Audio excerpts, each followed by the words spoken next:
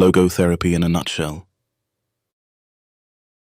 Readers of my short autobiographical story usually ask for a fuller and more direct explanation of my therapeutic doctrine. Accordingly, I added a brief section on logotherapy to the original edition of From Death Camp to Existentialism. But that was not enough, and I have been besieged by requests for a more extended treatment. Therefore, in the present edition, I have completely rewritten and considerably expanded my account. The assignment was not easy. To convey to the reader within a short space all the material which required 20 volumes in German is an almost hopeless task. I am reminded of the American doctor who once turned up in my office in Vienna and asked me, "Now, doctor, are you a psychoanalyst?" Whereupon I replied, "Not exactly a psychoanalyst. Let's say a psychotherapist." Then he continued questioning me. "What school do you stand for?" I answered, "It is my own theory. It is called logotherapy." "Can you tell me in one sentence what is meant by logotherapy?" he asked. "At least, what is the difference between psychoanalysis and logotherapy?" "Yes," I said. "But in the first place, can you tell me in one sentence what you think the essence of psychoanalysis is?" This was his answer. "During psychoanalysis, the patient must lie down on a couch and tell you things which sometimes are very disagreeable to tell."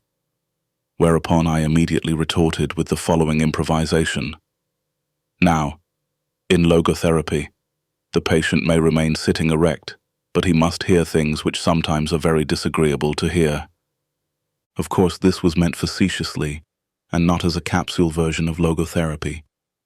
However, there is something in it, inasmuch as logotherapy, in comparison with psychoanalysis, is a method less retrospective and less introspective. Logotherapy focuses rather on the future, that is to say, on the meanings to be fulfilled by the patient in his future. Logotherapy, indeed, is a meaning-centered psychotherapy. At the same time, logotherapy defocuses all the vicious circle formations and feedback mechanisms which play such a great role in the development of neuroses. Thus, the typical self-centeredness of the neurotic is broken up, instead of being continually fostered and reinforced. To be sure, this kind of statement is an oversimplification.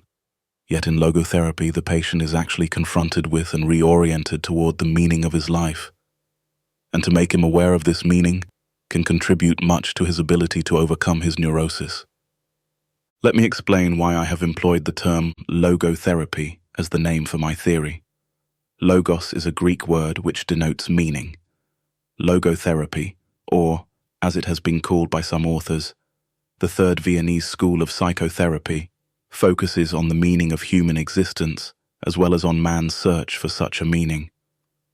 According to logotherapy, this striving to find a meaning in one's life is the primary motivational force in man. That is why I speak of a will to meaning in contrast to the pleasure principle, or, as we could also term it, the will to pleasure, on which Freudian psychoanalysis is centered, as well as in contrast to the will to power on which Adlerian psychology, using the term striving for superiority, is focused.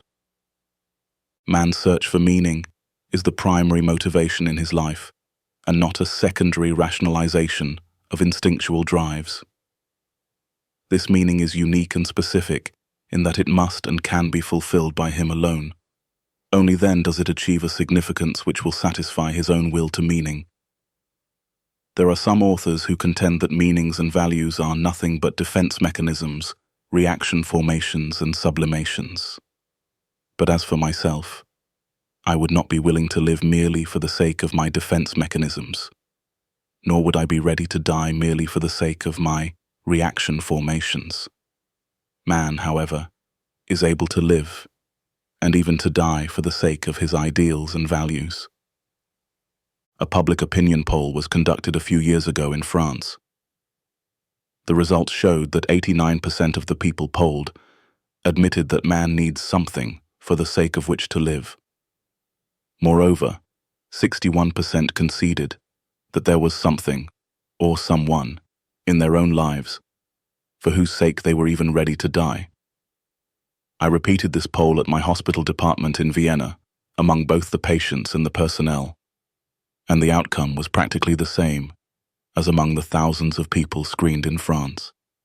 The difference was only 2%.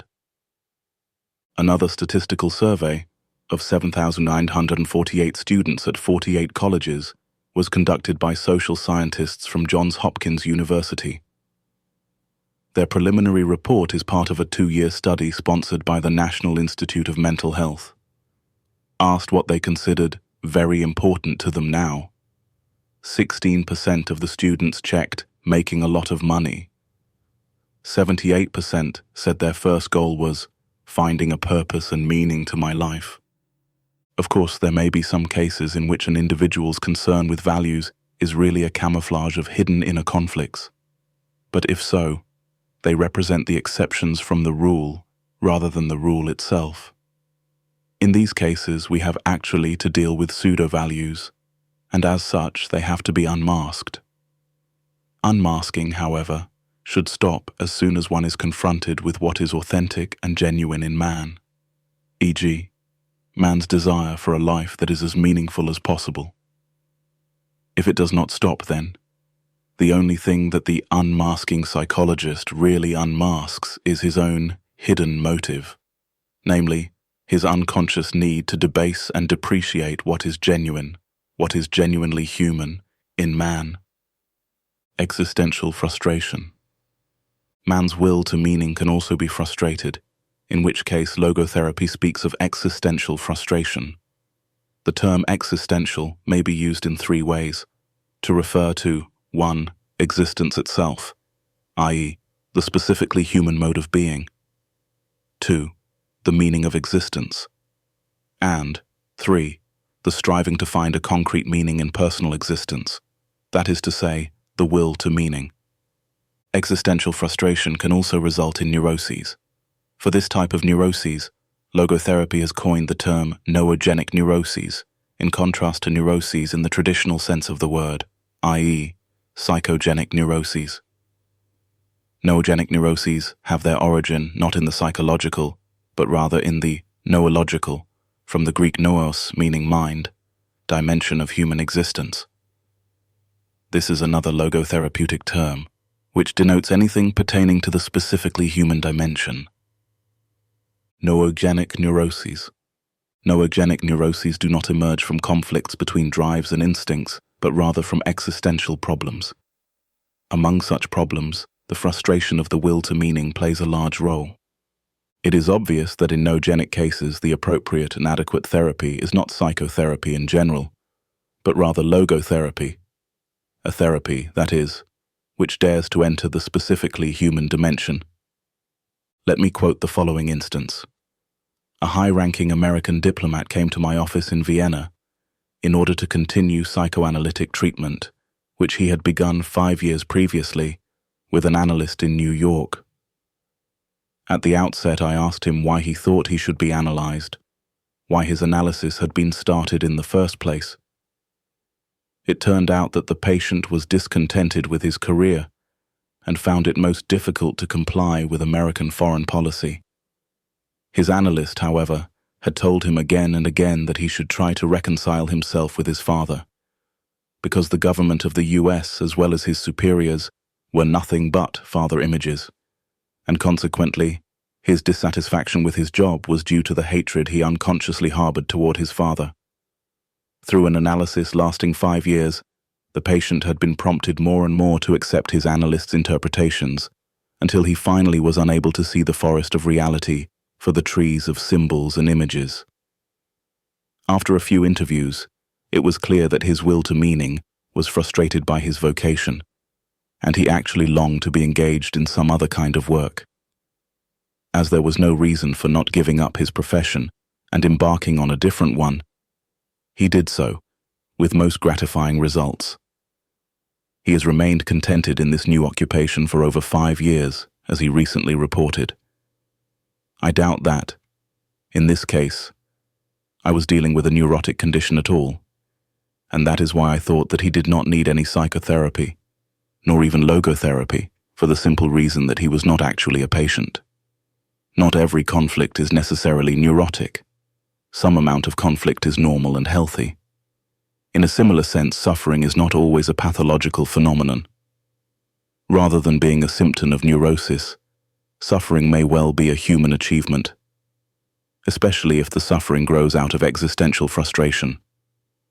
I would strictly deny that one's search for a meaning to his existence, or even his doubt of it, in every case is derived from, or results in, any disease.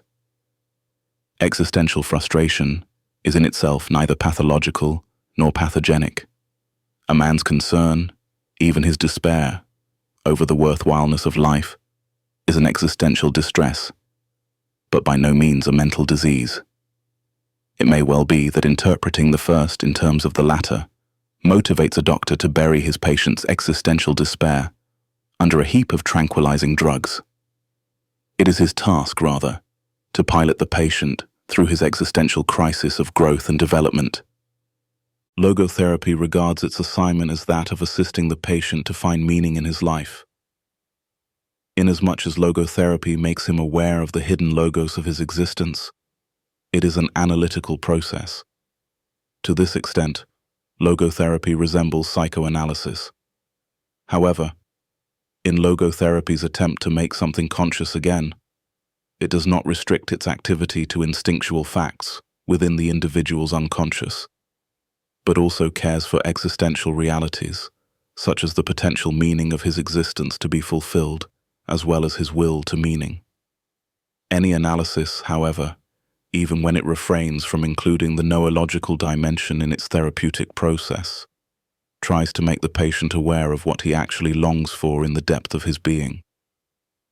Logotherapy deviates from psychoanalysis insofar as it considers man a being whose main concern consists in fulfilling a meaning, rather than in the mere gratification and satisfaction of drives and instincts, or in merely reconciling the conflicting claims of id, ego, and superego, or in the mere adaptation and adjustment to society and environment. To be sure, man's search for meaning may arouse inner tension rather than inner equilibrium. However, precisely such tension is an indispensable prerequisite of mental health. There is nothing in the world, I venture to say, that would so effectively help one to survive even the worst conditions as the knowledge that there is a meaning in one's life. There is much wisdom in the words of Nietzsche. He who has a why to live for can bear almost any how. I can see in these words a motto which holds true for any psychotherapy.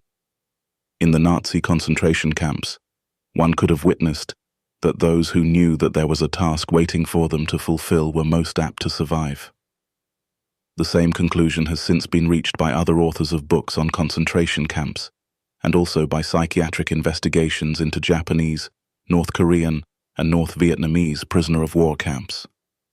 As for myself, when I was taken to the concentration camp of Auschwitz, a manuscript of mine ready for publication was confiscated. Certainly, my deep desire to write this manuscript anew helped me to survive the rigors of the camps I was in.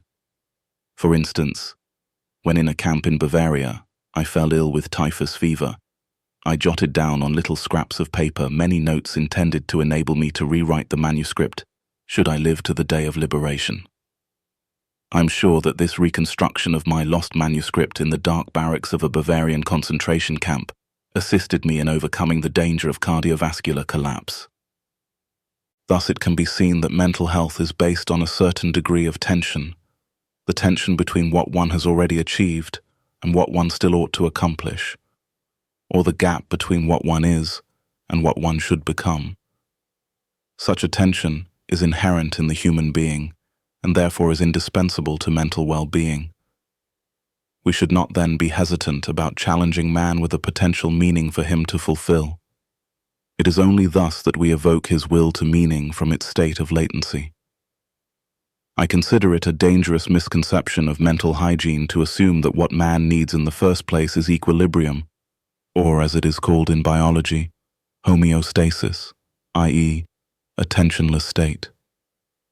What man actually needs is not a tensionless state, but rather the striving and struggling for a worthwhile goal, a freely chosen task. What he needs is not the discharge of tension at any cost, but the call of a potential meaning waiting to be fulfilled by him. What man needs is not homeostasis, but what I call noodynamics, i.e. the existential dynamics in a polar field of tension where one pole is represented by a meaning that is to be fulfilled, and the other pole by the man who has to fulfill it. And one should not think that this holds true only for normal conditions. In neurotic individuals, it is even more valid. If architects want to strengthen a decrepit arch, they increase the load which is laid upon it, for thereby the parts are joined more firmly together. So if therapists wish to foster their patients' mental health, they should not be afraid to create a sound amount of tension through a reorientation toward the meaning of one's life. Having shown the beneficial impact of meaning orientation, I turn to the detrimental influence of that feeling of which so many patients complain today, namely the feeling of the total and ultimate meaninglessness of their lives.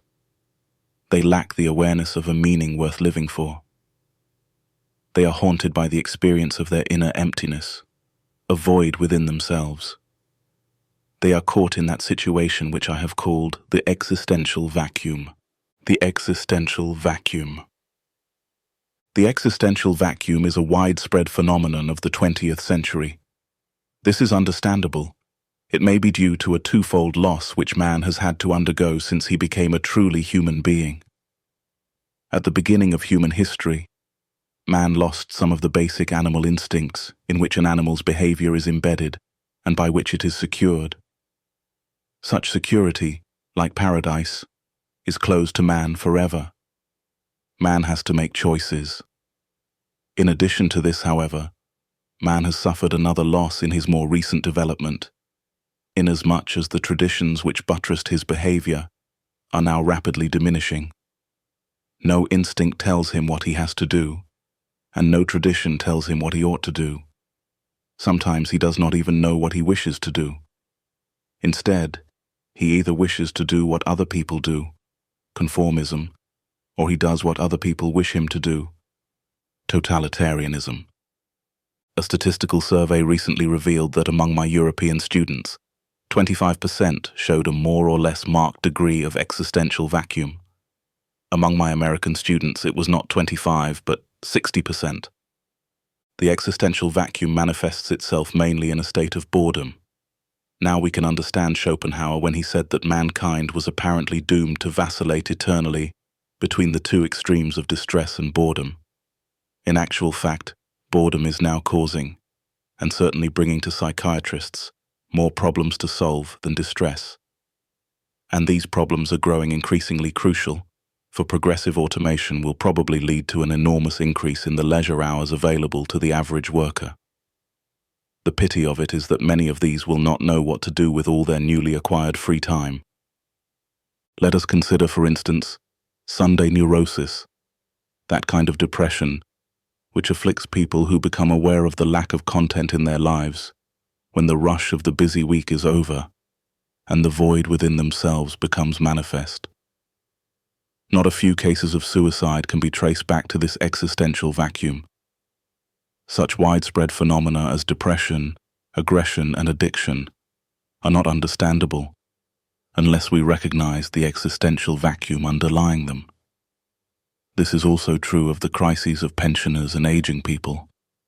Moreover, there are various masks and guises under which the existential vacuum appears. Sometimes the frustrated will to meaning is vicariously compensated for by a will to power, including the most primitive form of the will to power, the will to money. In other cases, the place of frustrated will to meaning is taken by the will to pleasure.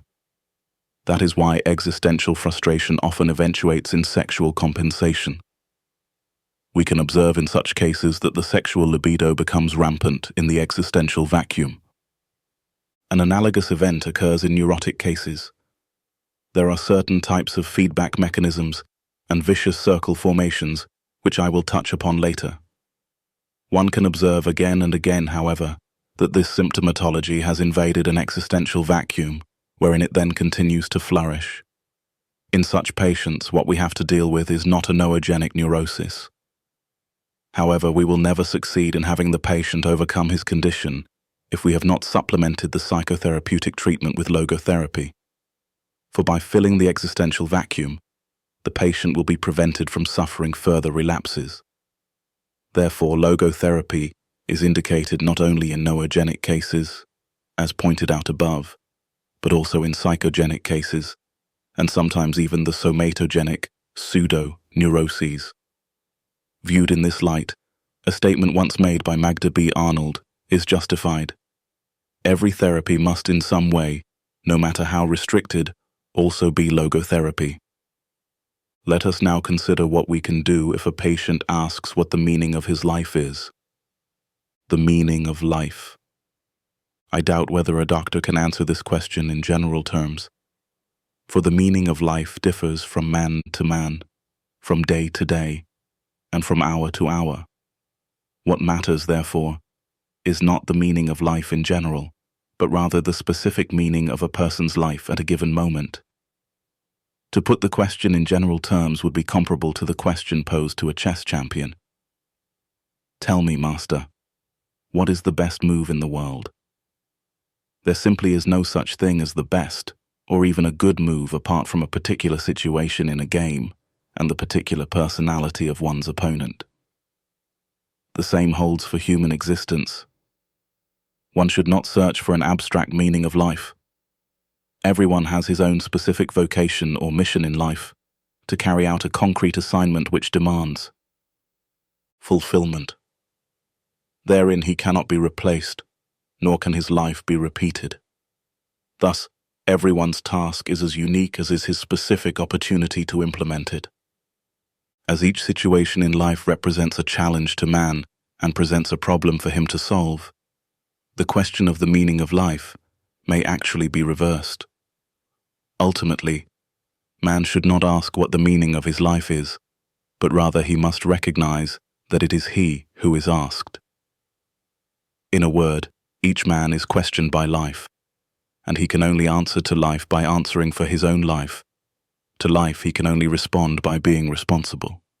Thus, logotherapy sees in responsibleness the very essence of human existence.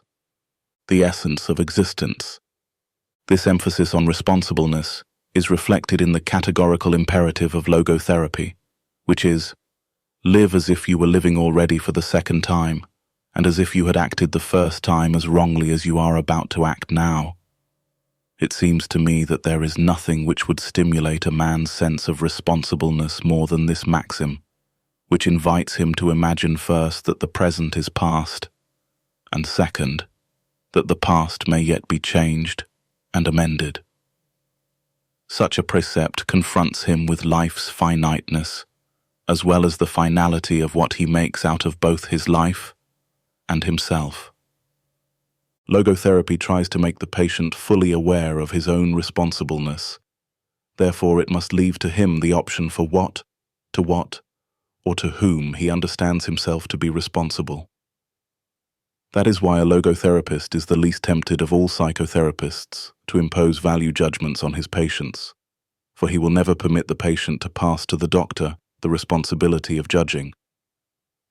It is, therefore, up to the patient to decide whether he should interpret his life task as being responsible to society or to his own conscience. There are people, however, who do not interpret their own lives merely in terms of a task assigned to them, but also in terms of the taskmaster who has assigned it to them. Logotherapy is neither teaching nor preaching. It is as far removed from logical reasoning as it is from moral exhortation. To put it figuratively, the role played by a logotherapist is that of an eye specialist rather than that of a painter. A painter tries to convey to us a picture of the world as he sees it. An ophthalmologist tries to enable us to see the world as it really is. The logotherapist's role consists of widening and broadening the visual field of the patient so that the whole spectrum of potential meaning becomes conscious and visible to him. By declaring that man is responsible and must actualize the potential meaning of his life, I wish to stress that the true meaning of life is to be discovered in the world, rather than within man or his own psyche, as though it were a closed system. I have termed this constitutive characteristic the self-transcendence of human existence. It denotes the fact that being human always points and is directed to something or someone other than oneself, be it a meaning to fulfill or another human being to encounter. The more one forgets himself, by giving himself to a cause to serve or another person to love, the more human he is, and the more he actualizes himself.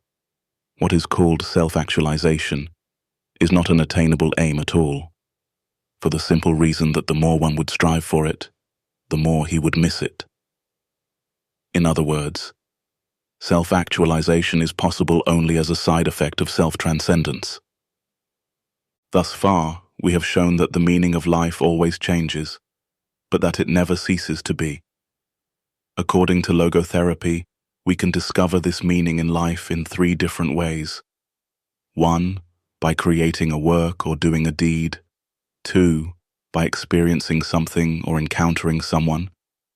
And 3, by the attitude we take toward unavoidable suffering. The first, the way of achievement or accomplishment, is quite obvious. The second and third need further elaboration. The second way of finding a meaning in life is by experiencing something, such as goodness, truth, and beauty, by experiencing nature and culture, or last but not least, by experiencing another human being in his very uniqueness, by loving him.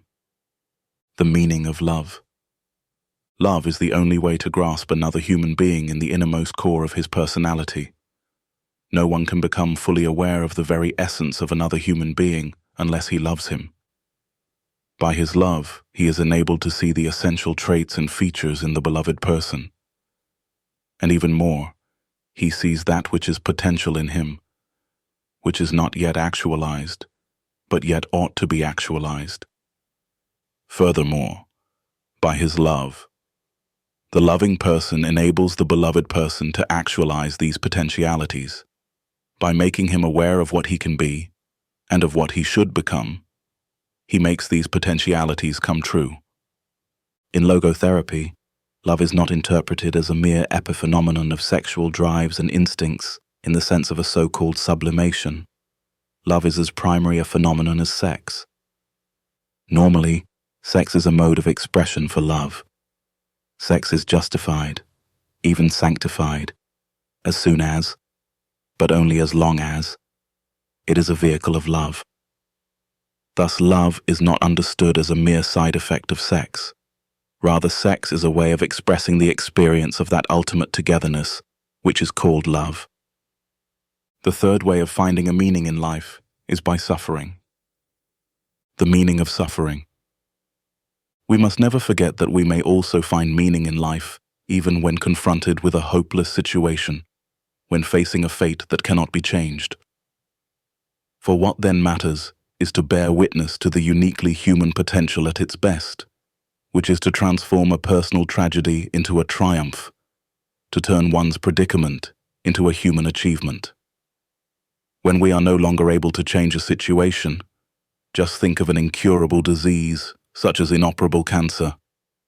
We are challenged to change ourselves. Let me cite a clear-cut example.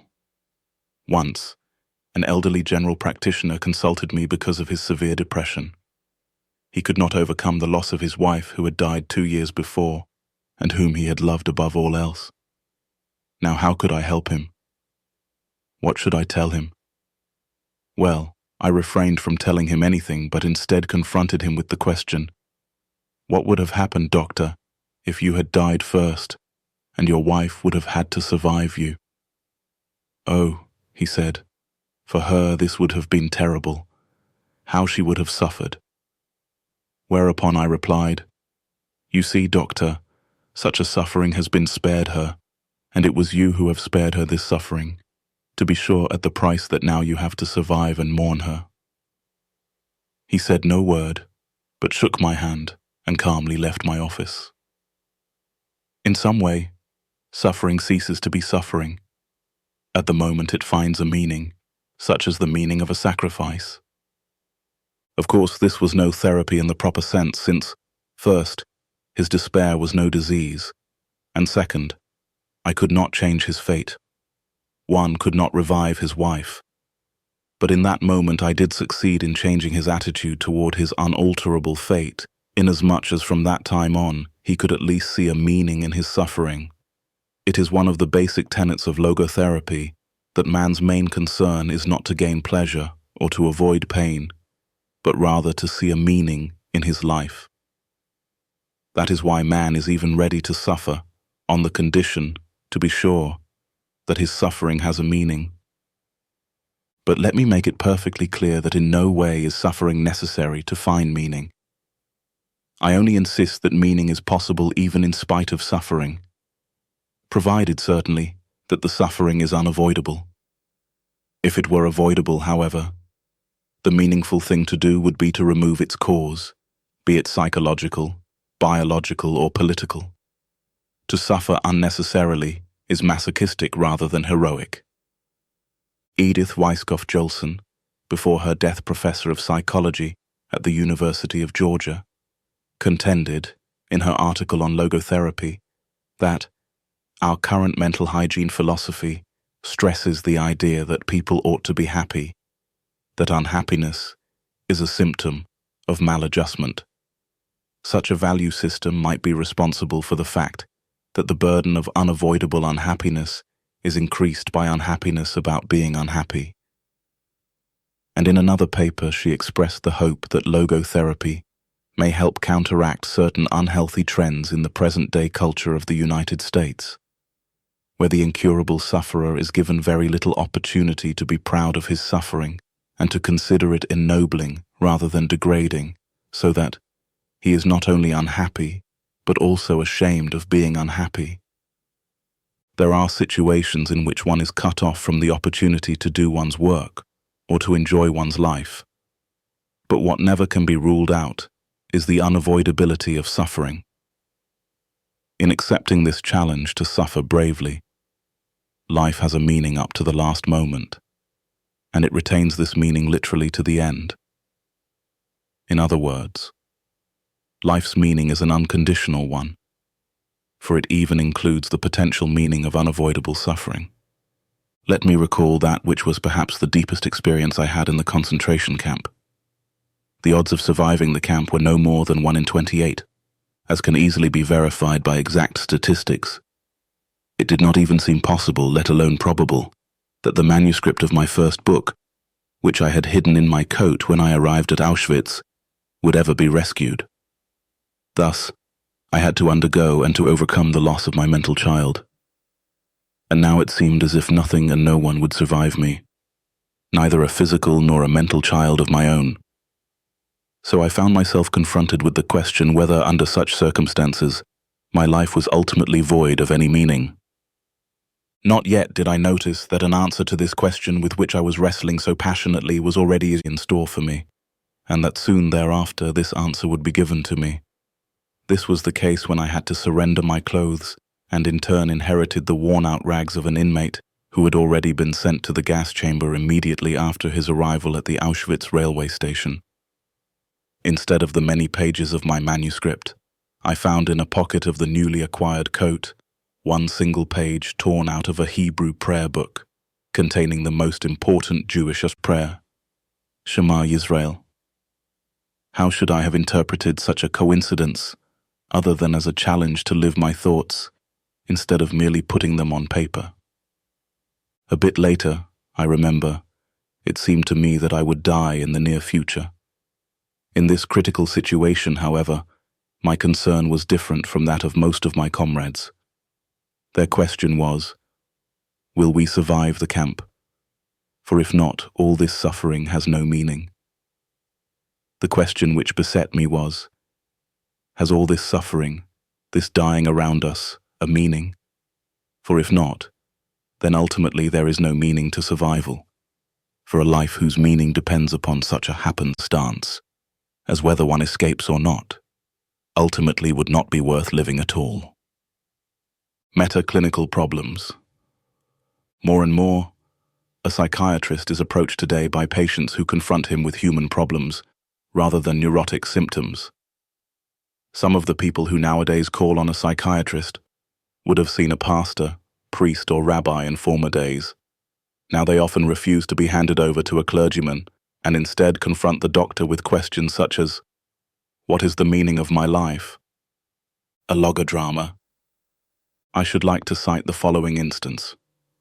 Once, the mother of a boy who had died at the age of 11 years was admitted to my hospital department after a suicide attempt. Dr. Kurt Kokurek invited her to join a therapeutic group, and it happened that I stepped into the room where he was conducting a psychodrama. She was telling her story. At the death of her boy, she was left alone with another older son, who was crippled, suffering from the effects of infantile paralysis. The poor boy had to be moved around in a wheelchair. His mother, however, rebelled against her fate. But when she tried to commit suicide together with him, it was the crippled son who prevented her from doing so. He liked living. For him, life had remained meaningful. Why was it not so for his mother? How could her life still have a meaning? And how could we help her to become aware of it? Improvising, I participated in the discussion and questioned another woman in the group. I asked her how old she was, and she answered, 30. I replied, "No, you are not 30, but instead 80 and lying on your deathbed. And now you are looking back on your life. A life which was childless, but full of financial success and social prestige." And then I invited her to imagine what she would feel in this situation. What will you think of it? What will you say to yourself? Let me quote what she actually said from a tape which was recorded during that session. "Oh, I married a millionaire. I had an easy life full of wealth, and I lived it up. One flirted with men. One teased them. But now I am 80. I have no children of my own. Looking back as an old woman, I cannot see what all that was for. Actually, I must say, my life was a failure." I then invited the mother of the handicapped son to imagine herself similarly looking back over her life. Let us listen to what she had to say as recorded on the tape. "I wish to have children, and this wish has been granted to me. One boy died. The other, however, the crippled one, would have been sent to an institution if I had not taken over his care. Though he is crippled and helpless, he is after all my boy. And so I have made a fuller life possible for him. I have made a better human being out of my son." At this moment, there was an outburst of tears and crying. She continued, "As for myself, I can look back peacefully on my life, for I can say my life was full of meaning, and I have tried hard to fulfill it. I have done my best. I have done the best for my son. My life was no failure." Viewing her life as if from her deathbed, she had suddenly been able to see a meaning in it, a meaning which even included all of her sufferings. By the same token, however, it had become clear as well that a life of short duration, like that, for example, of her dead boy, could be so rich in joy and love that it could contain more meaning than a life lasting 80 years. After a while, I proceeded to another question, this time addressing myself to the whole group. The question was whether an ape which was being used to develop poliomyelitis serum, and for this reason punctured again and again, would ever be able to grasp the meaning of its suffering. Unanimously, the group replied that of course it would not. With its limited intelligence, it could not enter into the world of man, the only world in which the meaning of its suffering would be understandable. Then I pushed forward with the following question. "And what about man? Are you sure that the human world is a terminal point in the evolution of the cosmos? Is it not conceivable that there is still another dimension, a world beyond man's world, a world in which the question of an ultimate meaning of human suffering would find an answer. The super meaning. This ultimate meaning necessarily exceeds and surpasses the finite intellectual capacities of man. In logotherapy, we speak in this context of a super meaning. What is demanded of man is not, as some existential philosophers teach, to endure the meaninglessness of life, but rather to bear his incapacity to grasp its unconditional meaningfulness in rational terms. Logos is deeper than logic. A psychiatrist who goes beyond the concept of the super meaning will sooner or later be embarrassed by his patients, just as I was when my daughter at about 6 years of age asked me the question, "Why do we speak of the good Lord?" Whereupon I said, "Some weeks ago, you were suffering from measles, and then the good Lord sent you full recovery." However, the little girl was not content. She retorted, "Well, but please, Daddy, do not forget. In the first place, he had sent me the measles." However, when a patient stands on the firm ground of religious belief, there can be no objection to making use of the therapeutic effect of his religious convictions and thereby drawing upon his spiritual resources. In order to do so, the psychiatrist may put himself in the place of the patient. That is exactly what I did once, for instance, when a rabbi from Eastern Europe turned to me and told me his story. He had lost his first wife and their 6 children in the concentration camp of Auschwitz, where they were gassed. And now it turned out that his second wife was sterile. I observed that procreation is not the only meaning of life, for then life in itself would become meaningless, and something which in itself is meaningless cannot be rendered meaningful merely by its perpetuation. However, the rabbi evaluated his plight as an Orthodox Jew in terms of despair, that there was no son of his own who would ever say Kaddish for him after his death. But I would not give up. I made a last attempt to help him by inquiring whether he did not hope to see his children again in heaven. However, my question was followed by an outburst of tears, and now the true reason for his despair came to the fore. He explained that his children, since they died as innocent martyrs, were thus found worthy of the highest place in heaven. But as for himself, he could not expect, as an old, sinful man, to be assigned the same place. I did not give up, but retorted, "Is it not conceivable, Rabbi, that precisely this was the meaning of your surviving your children, that you may be purified through these years of suffering, so that finally you, too, though not innocent like your children, may become worthy of the joining them in heaven? Is it not written in the Psalms that God preserves all your tears? So perhaps none of your sufferings were in vain." For the first time in many years, he found relief from his suffering through the new point of view which I was able to open up to him. Life's transitoriness. Those things which seem to take meaning away from human life include not only suffering, but dying as well. I never tire of saying that the only really transitory aspects of life are the potentialities, but as soon as they are actualized, they are rendered realities at that very moment.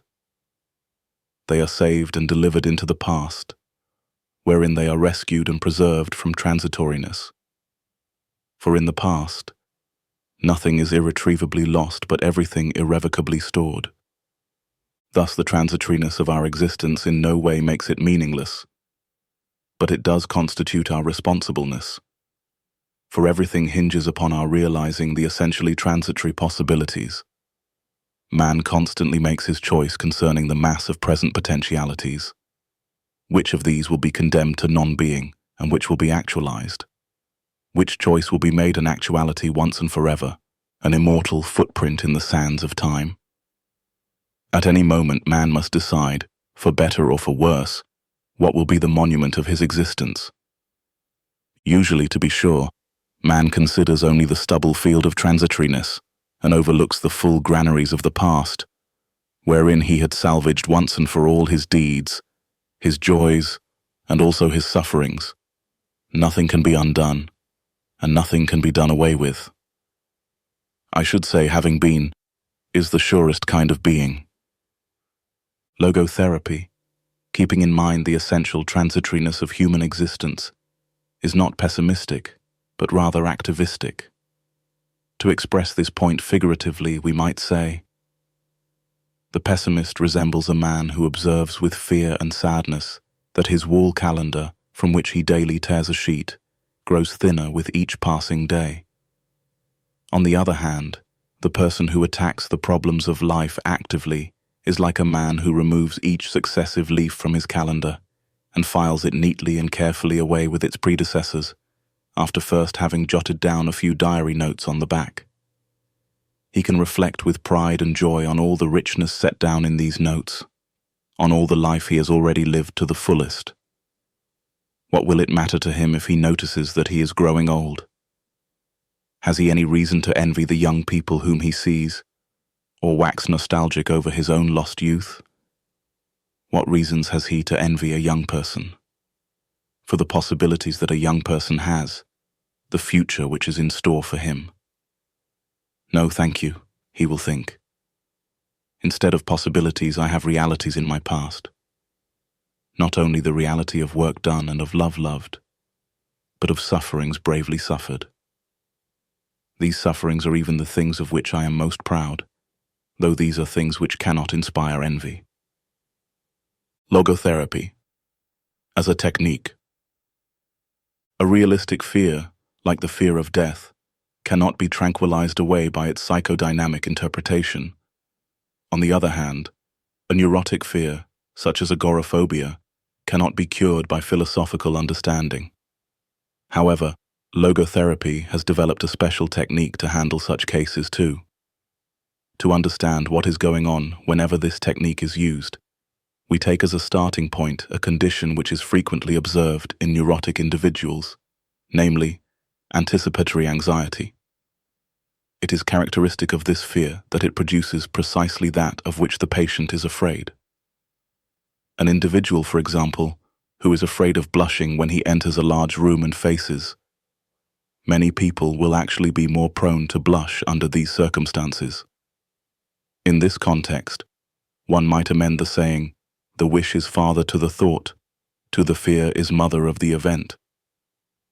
Ironically enough, in the same way that fear brings to pass what one is afraid of, likewise a forced intention makes impossible what one forcibly wishes.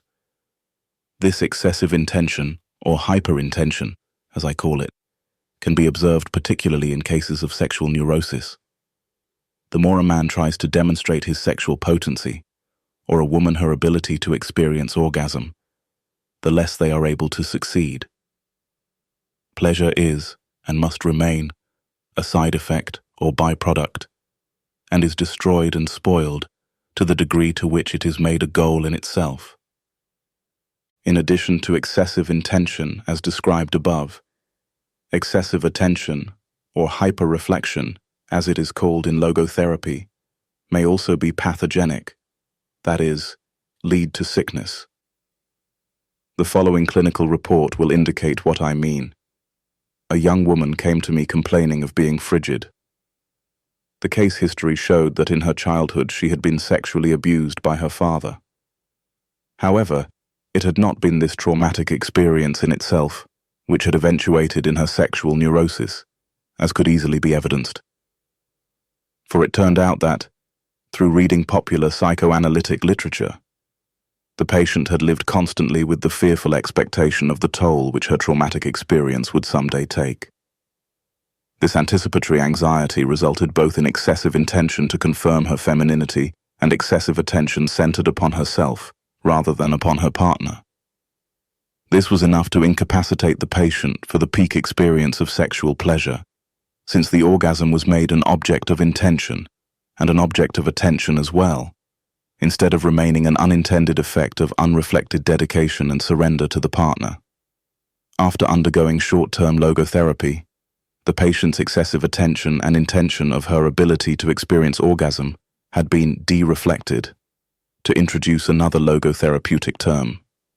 When her attention was refocused toward the proper object, i.e., the partner, orgasm established itself spontaneously.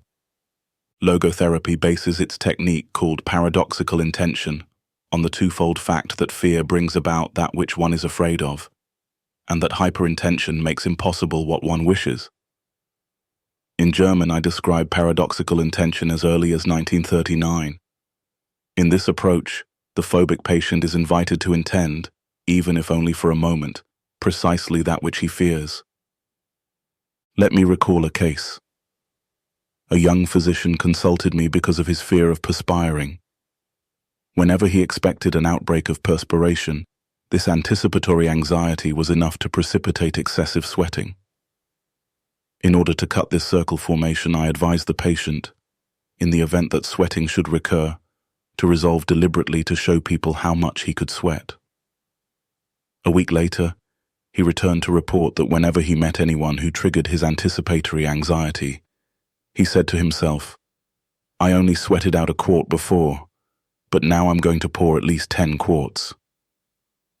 The result was that, after suffering from his phobia for 4 years, he was able, after a single session, to free himself permanently of it within 1 week. The reader will note that this procedure consists of a reversal of the patient's attitude, inasmuch as his fear is replaced by a paradoxical wish. By this treatment, the wind is taken out of the sails of the anxiety. Such a procedure, however, must make use of the specifically human capacity for self-detachment inherent in a sense of humor. This basic capacity to detach one from oneself is actualized whenever the logotherapeutic technique called paradoxical intention is applied. At the same time, the patient is enabled to put himself at a distance from his own neurosis. A statement consistent with this is found in Gordon W. Allport's book, The Individual and His Religion. The neurotic who learns to laugh at himself may be on the way to self-management, perhaps to cure. Paradoxical intention is the empirical validation and clinical application of Allport's statement. A few more case reports may serve to clarify this method further. The following patient was a bookkeeper who had been treated by many doctors and in several clinics without any therapeutic success.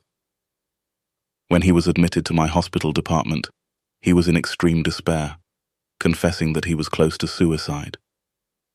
For some years, he had suffered from a writer's cramp, which had recently become so severe that he was in danger of losing his job. Therefore, only immediate short-term therapy could alleviate the situation. In starting treatment, Dr. Eva Kozdera recommended to the patient that he do just the opposite of what he usually had done. Namely, instead of trying to write as neatly and legibly as possible, to write with the worst possible scrawl. He was advised to say to himself, "Now I will show people what a good scribbler I am." And at the moment in which he deliberately tried to scribble, he was unable to do so. "I tried to scrawl but simply could not do it," he said the next day. Within 48 hours, the patient was in this way freed from his writer's cramp, and remained free for the observation period after he had been treated. He is a happy man again, and fully able to work. A similar case, dealing, however, with speaking rather than writing, was related to me by a colleague in the laryngological department of the Vienna Polyclinic Hospital. It was the most severe case of stuttering he had come across in his many years of practice. Never in his life, as far as the stutterer could remember, had he been free from his speech trouble, even for a moment, except once. This happened when he was 12 years old and had hooked a ride on a streetcar. When caught by the conductor, he thought that the only way to escape would be to elicit his sympathy, and so he tried to demonstrate that he was just a poor stuttering boy. At that moment, when he tried to stutter, he was unable to do it. Without meaning to, he had practiced paradoxical intention, though not for therapeutic purposes. However, this presentation should not leave the impression that paradoxical intention is effective only in monosymptomatic cases. By means of this logotherapeutic technique, my staff at the Vienna Polyclinic Hospital has succeeded in bringing relief even in obsessive-compulsive neuroses of a most severe degree and duration. I refer, for instance, to a woman 65 years of age who had suffered for 60 years from a washing compulsion. Dr. Eva Kozdera started logotherapeutic treatment by means of paradoxical intention, and 2 months later, the patient was able to lead a normal life. Before admission to the neurological department of the Vienna Polyclinic Hospital, she had confessed, "Life was hell for me." Handicapped by her compulsion and bacteriophobic obsession, she finally remained in bed all day, unable to do any housework. It would not be accurate to say that she is now completely free of symptoms, for an obsession may come to her mind. However, she is able to joke about it, as she says. In short, to apply paradoxical intention. Paradoxical intention can also be applied in cases of sleep disturbance. The fear of sleeplessness results in a hyperintention to fall asleep, which in turn incapacitates the patient to do so. To overcome this particular fear, I usually advise the patient not to try to sleep, but rather to try to do just the opposite. That is, to stay awake as long as possible. In other words, the hyperintention to fall asleep, arising from the anticipatory anxiety of not being able to do so, must be replaced by the paradoxical intention not to fall asleep, which soon will be followed by sleep. Paradoxical intention is no panacea, yet it lends itself as a useful tool in treating obsessive-compulsive and phobic conditions, especially in cases with underlying anticipatory anxiety. Moreover, it is a short-term therapeutic device. However, one should not conclude that such a short-term therapy necessarily results in only temporary therapeutic effects. One of the more common illusions of Freudian orthodoxy, to quote the late Emil A. Gutheil, is that the durability of results corresponds to the length of therapy. In my files there is, for instance, the case report of a patient to whom paradoxical intention was administered more than 20 years ago. The therapeutic effect proved to be, nevertheless, a permanent one. One of the most remarkable facts is that paradoxical intention is effective regardless of the etiological basis of the case concerned. This confirms a statement once made by Edith Weisskopf-Joelson. Although traditional psychotherapy has insisted that therapeutic practices have to be based on findings on etiology, it is possible that certain factors might cause neuroses during early childhood, and that entirely different factors might relieve neuroses during adulthood. As for the actual causation of neuroses, apart from constitutional elements, whether somatic or psychic in nature, such feedback mechanisms as anticipatory anxiety seem to be a major pathogenic factor. A given symptom is responded to by a phobia. The phobia triggers the symptom, and the symptom in turn reinforces the phobia. A similar chain of events, however, can be observed in obsessive-compulsive cases, in which the patient fights the ideas which haunt him. Thereby, however, he increases their power to disturb him, since pressure precipitates counter-pressure. Again, the symptom is reinforced. On the other hand, as soon as the patient stops fighting his obsessions and instead tries to ridicule them by dealing with them in an ironical way, by applying paradoxical intention, the vicious circle is cut. The symptom diminishes and finally atrophies. In the fortunate case where there is no existential vacuum, which invites and elicits the symptom, the patient will not only succeed in ridiculing his neurotic fear, but finally will succeed in completely ignoring it. As we see, anticipatory anxiety has to be counteracted by paradoxical intention. Hyperintention as well as hyperreflection have to be counteracted by dereflection. Dereflection, however, ultimately is not possible except by the patient's orientation toward his specific vocation and mission in life. It is not the neurotic's self-concern, whether pity or contempt, which breaks the circle formation. The cue to cure is self-transcendence. The collective neurosis.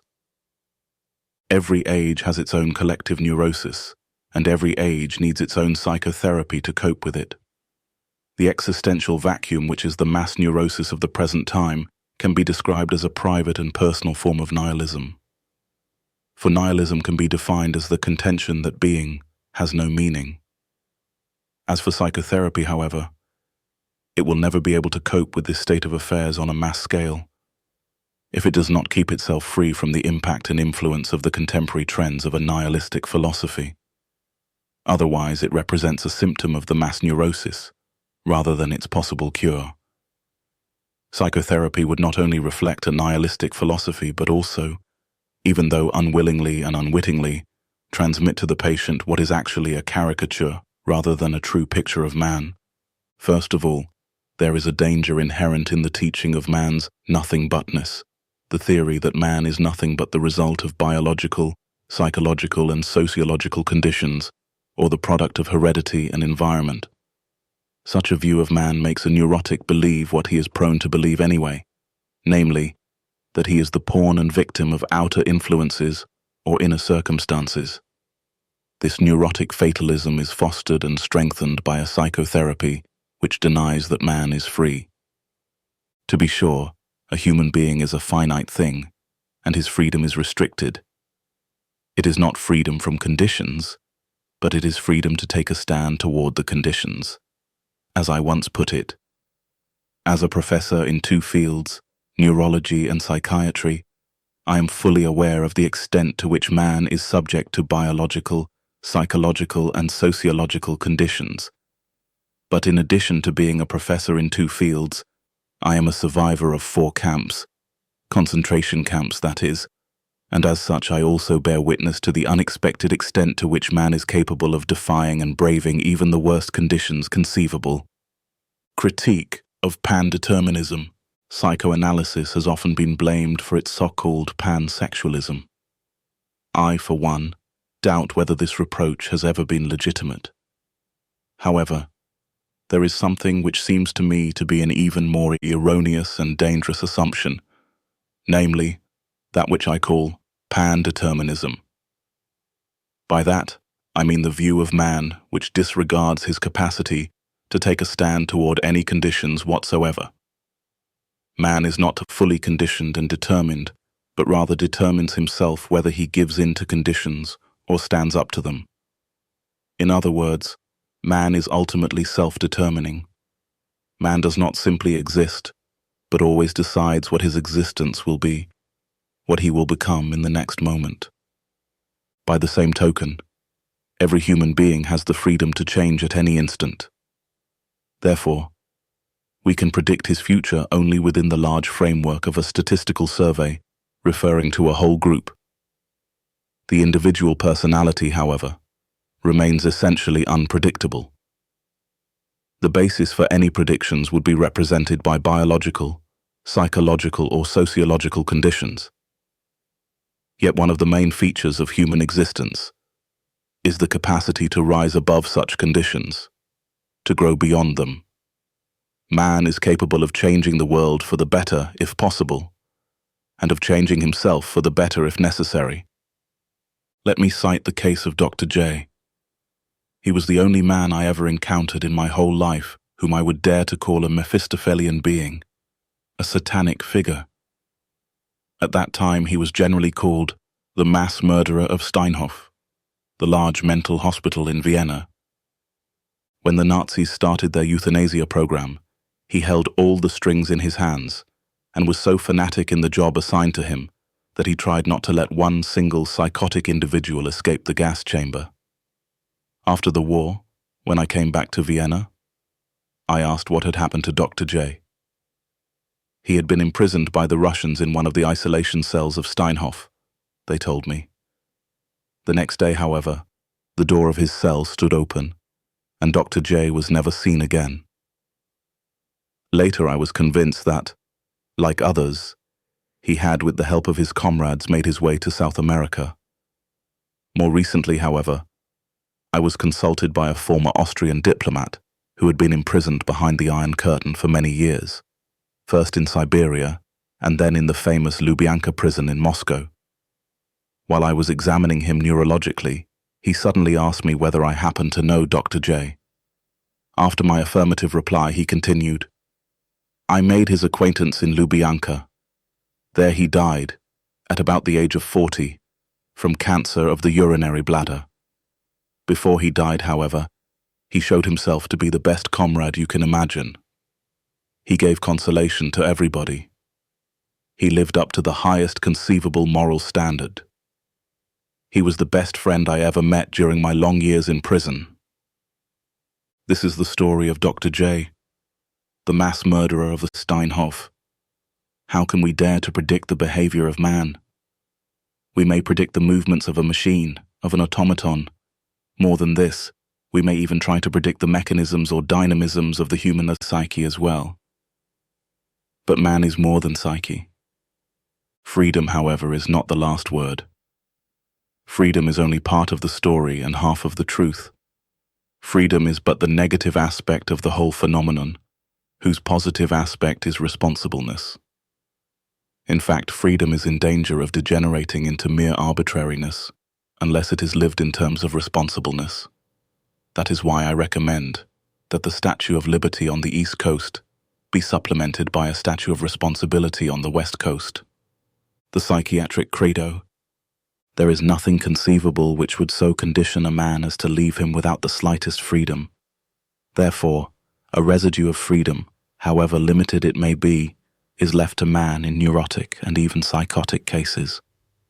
Indeed, the innermost core of the patient's personality is not even touched by a psychosis.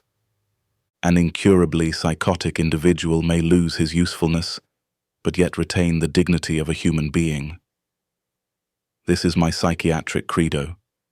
Without it, I should not think it worthwhile to be a psychiatrist. For whose sake? Just for the sake of a damaged brain machine which cannot be repaired? If the patient were not definitely more, euthanasia would be justified. Psychiatry rehumanized.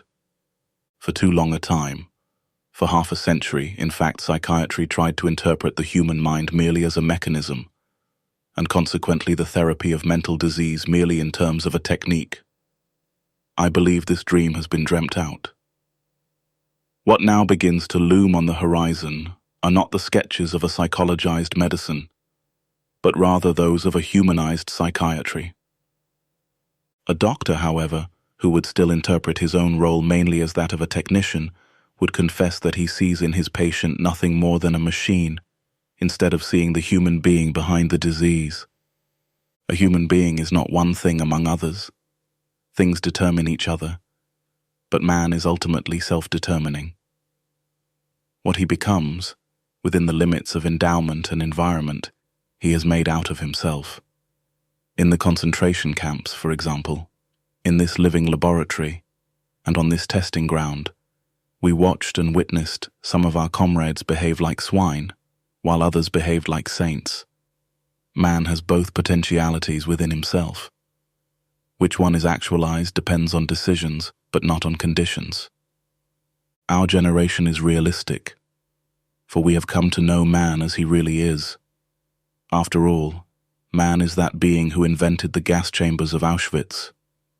However, he is also that being who entered those gas chambers upright, with the Lord's Prayer or the Shema Yisrael on his lips.